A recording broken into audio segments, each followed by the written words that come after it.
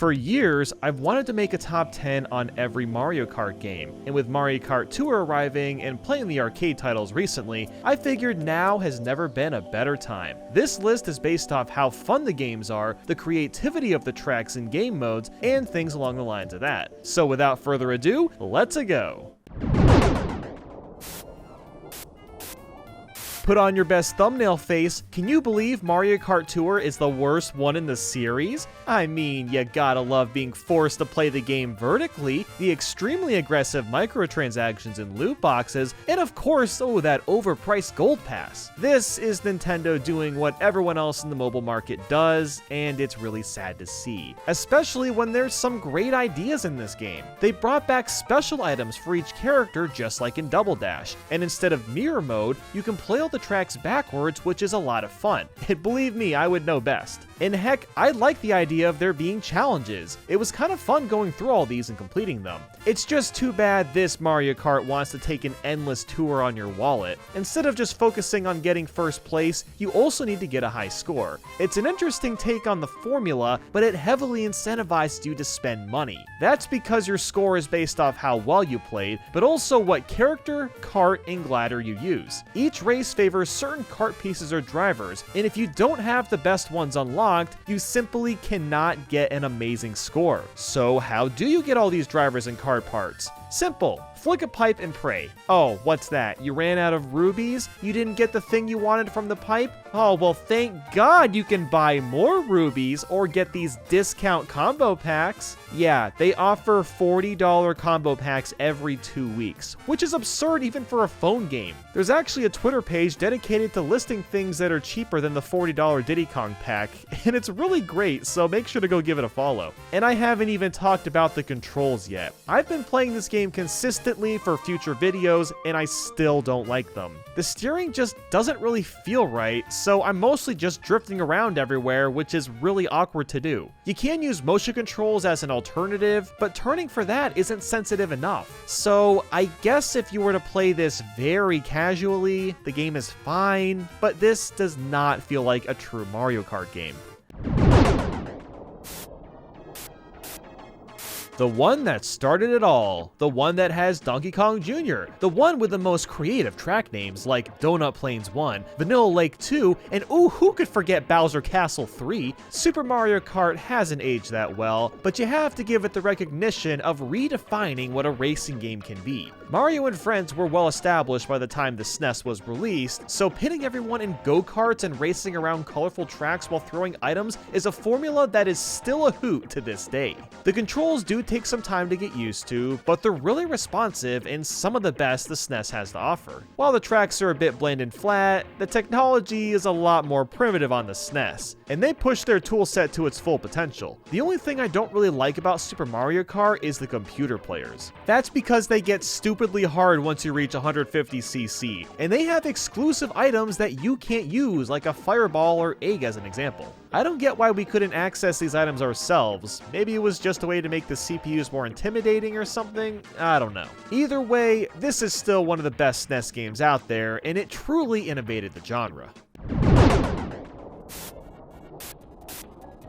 I'm only just realizing today that Mario Kart Super Circuit has Super in the title because it looks and feels so much like Super Mario Kart. I don't know how I just noticed that, but anyway, here's a Mario Kart that I played a ton when I was a kid. Being the first handheld Mario Kart was a huge game changer. There's so many long car rides when I was like 8 or 9 where my eyes were glued to this game. For starters, this is a really pretty game for the Game Boy Advance. The backgrounds are really vibrant, the character animations are clean, and there is so much variety with the tracks. I mean, we have things like Ribbon Road, Sunset Wilds, Cheeseland, Shy Guy Beach. You couldn't ask for a more memorable lineup. And heck, you can even unlock every single track from Super Mario Kart. The controls are similar to that of Super Mario Kart, in which you need a bit of a learning curve to get the hang of them. I do like that the jumping has more of a weighty feel, therefore it's more satisfying. The addition of Quick Run really makes Super Circuit shine, because you no longer have to play through the Grand Prix if you just wanted to pop in a couple of random tracks for 5 minutes. I mean, sure, there was time trial in SMK and MK64, but that's not the same experience as playing with others. If there's one thing Mario Kart 64 will always be the king of, that is the battle mode and character soundbites. I mean, seriously, all the characters are just so enthusiastic and excited. Mario is so happy about this game that he narrates the menu, which is exceedingly charming and puts anyone in a great mood. While Super Mario Kart had a pretty good battle mode, it doesn't lay a finger on Block Fort. There is nothing more fun than getting 4 friends together and playing some battle mode. The items are just perfect. You've got the green shells of bananas, which allows you to spam the track with garbage to pressure your foes. Then there's the stars, which you have to use strategically because anyone can get them at any time, and the boo item throws the whole match into the loop. Now, if there's more than 3 players, the first to lose their balloons turns into a freaking moving bomb for even more havoc. Like, you really can't top this. And that concludes my highest praises. Now on to the rest of the game. This is another really nostalgic game for me, but it really hasn't aged well. The character selection is a bit small for the N64, and the controls are just okay. They do their job, but drifting is just a nightmare to get used to. On higher speeds, if you turn one direction and immediately the other, you can skid yourself to a complete stop. Like, what's up with that? Now, while a lot of the tracks are classic, there's also a handful of boring ones. Besides places like Wario Stadium, Yoshi Valley, and Rainbow Road, everything else is either bland or really unfair. And why isn't there a versus option for computer players? If they already have the mode in the game, I mean, why not? Now, don't get me wrong, I love this game to death, but it does have a few glaring issues. This, as well as Mario 3D Land, is what convinced me to pick up a 3DS. Mario Kart 7 does a great job evolving the mechanics of racing in a way that's deep, but also simple for anyone to understand. When you go off certain ramps, your kart now busts into a glider which you can fully control in the air. This allows you to pick between gliding for a long period or diving down for a quick boost of speed. There's a really fun and natural balance to it. And also, your kart can drive through the water without it slowing down to a halt, giving a more floaty feel. And as obscure as this character roster is, I kinda like its uniqueness. There might not be Waluigi, but we can play as Honey Queen and a Wiggler, which is pretty neat. Mario Kart 7's strongest suit though is its tracks and online mode. While the online isn't really played much anymore, I never once had a connection issue and races were as smooth as a sailor's hat. I would assume their hats are smooth. Fellow sailors, let me know if I'm wrong down below. And of course, the track selection is simply remarkable. We've got Woohoo Loop and Mako Woohoo. You drive through Woohoo Island and yeah, that's all I gotta say. Then there's Music Park, a fantabulous track made entirely out of musical instruments. Wario Shipyard, which features loads of sunken ships to explore. Neo Bowser's City with its gorgeous neon lights and heavy rain. And of course, the best rendition of Rainbow Road. I've already praised its amazing music and presentation to the moon and back. With all that said, there's 2 main gripes I have with this game. The first being a lack of a versus mode. Where is it? Is it hiding somewhere? I mean, sure, there's time trials and online, but a normal versus mode with computer players should have been included. And my god, the blue shells can be so obnoxious. I'm all for blue shells helping to balance out the gameplay, but it is especially excessive in Mario Kart 7. Like, I swear, at least 2 or 3 are spawned per race. And it's almost always on the 3rd lap, which can completely destroy your chance of getting first no matter how well you're playing. But those are a small price to pay for one of the flagship games on the 3DS.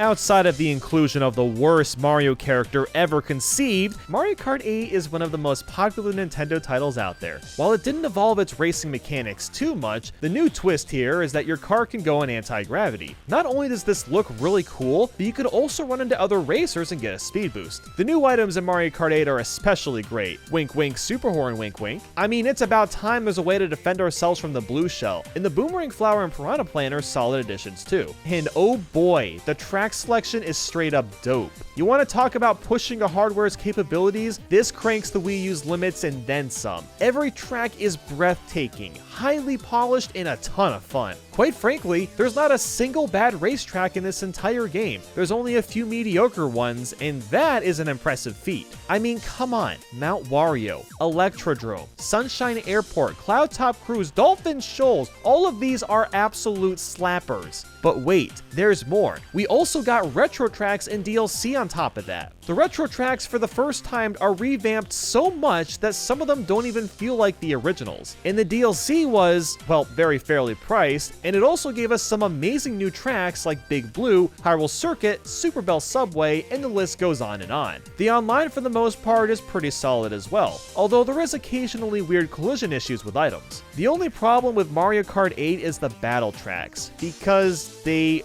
aren't battle tracks. Instead, we've got 8 random courses from the main game slapped in instead, so the battle mode is pretty lame. Besides that though, the core racing has been so well optimized in Mario Kart 8, it's going to be tough for Nintendo to up the ante with their next game. And no, Mario Kart Tour doesn't really count.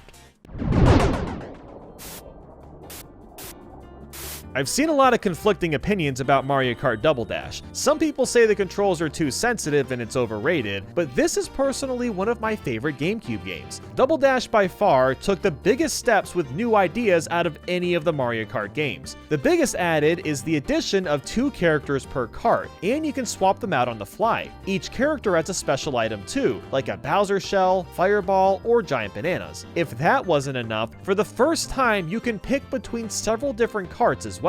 All of these new concepts lead to an additional layer of strategy before racing. Do you pick all light characters that can be pushed around but has a great acceleration, or do you go with a heavy character that moves faster but with a lower acceleration? Pairing that with special items makes for endless opportunities. The tracks are also pretty cool. There's so many great ones like DK Mountain, Mushroom Bridge, Peach Beach, and Waluigi Stadium as examples. And for the first time, you can unlock characters, karts, and even battle mode stages. This was before the internet was really a thing, so I learned about Petey Piranha and King Boo by just playing for the first time. This was such a joy, let me tell you. And then there's the All Cup Tour, a giant marathon where you have to play every single track, and beating that earns you the Parade Cart. Yes, the same Parade Cart that's featured where the top 3 players ride in after the Grand Prix. I'll mention really quickly the controls since some people don't seem to like them. I personally have no issues with the sensitivity. In fact, I think it's a good thing since you can move more subtly with precision. And the drifting is awesome in this game. You can whip out as many drifts as you want at any time. There's no waiting for your drift to come around. And I haven't even brought up the great battle mode yet, with Bomb Blast being a highlight. And the fact that you can play this game with LAN cables with up to 16 people. That is mind-boggling. Double Dash really pushed the envelope with this one. So here's to hoping Nintendo comes back to the double kart concept in the future.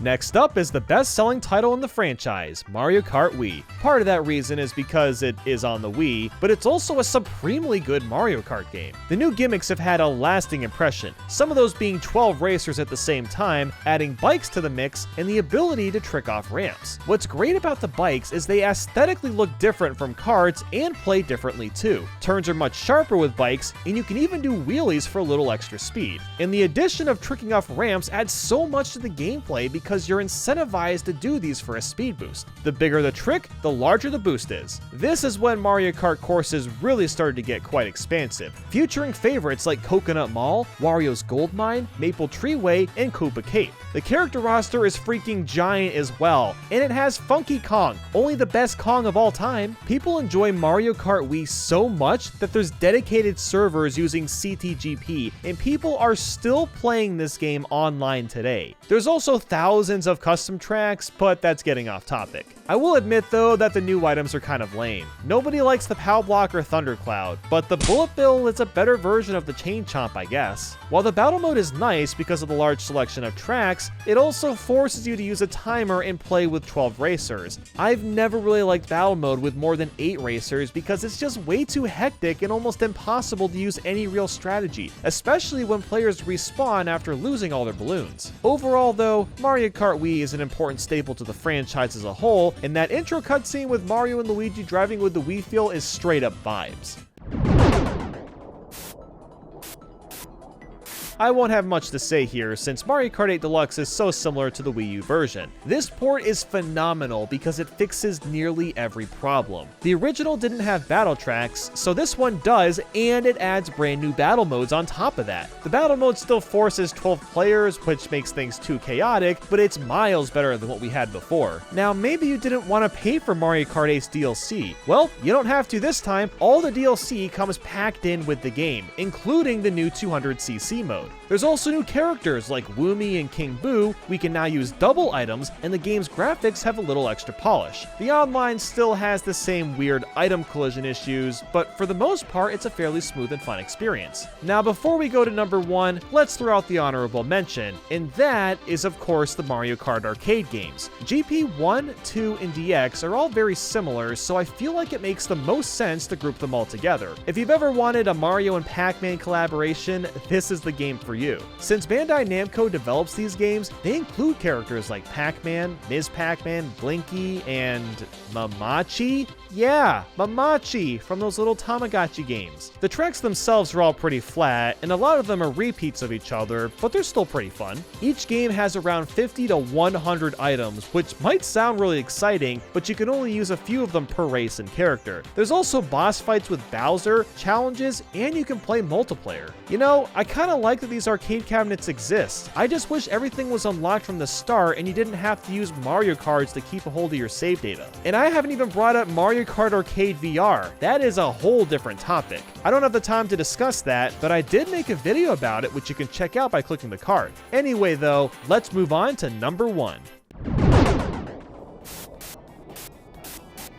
I highly doubt I'll ever change my mind on this. Mario Kart DS will probably always be my favorite game in the franchise. This is another one I grew up with, and I just adore everything about it. This was the first Mario Kart to have online way back in 2005, and while it took a few minutes to get one race going, it was surprisingly latency free. This is also a handheld game way back then that looks like something that would be on a console. That was so cool back in the day. The character roster is pretty good too, and that's right, freaking Rob the Robot is playable. Who would have saw that coming? Although personally, I always rock Dry Bones in the Dry Bomber. The controls are perfect, and the drifting is perfect. I wish every Mario Kart game had these controls. They are so fluid and responsive that I actually broke my A button on my DS from playing this one game so much. You can also pick from several karts, there's a reintroduction to retro tracks, you can draw an emblem for your kart, there's dozens of missions to tackle, and the versus and battle modes are insanely customizable. Mario Kart DS is still the best single-player focused game, which makes sense since it's on a handheld, but it's too bad that so many of these features have been cut from the newer games. Also, MKDS is home to Waluigi Pinball, Tick-Tock Clock, Delfino Square, Luigi's Mansion, Airship Fortress, only some of the best Mario Kart tracks of all time. So that is about all I've got for you guys today. I hope everyone enjoyed this video. Thank you guys a bunch for watching, and I'll speak with you all very soon. Take care.